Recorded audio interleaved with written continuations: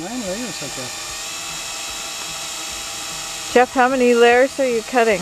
9. 9 layers? Yeah. All at once? Yes. Slowly. Yeah. And you're using the oil?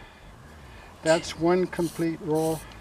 This is the top row across the top of the roof.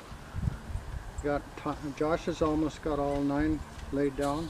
Yeah. On the lower row. Okay, we've got a close-up of him. And I want to ask one more question about this first. Why are you cutting them pre? It's easier to cut them before you go up there? We're not cutting them. I mean the holes. Yeah, so we pre-drill them all. Pre-drill them. Now this is going to be 2 more rows over here where they overlap, and those will have to be drilled in place up there. I see. But the rest. And then I remember Bob saying about the burr. Be careful. Yeah, that's why I've got burr. a board underneath where I'm drilling to try and prevent a burr.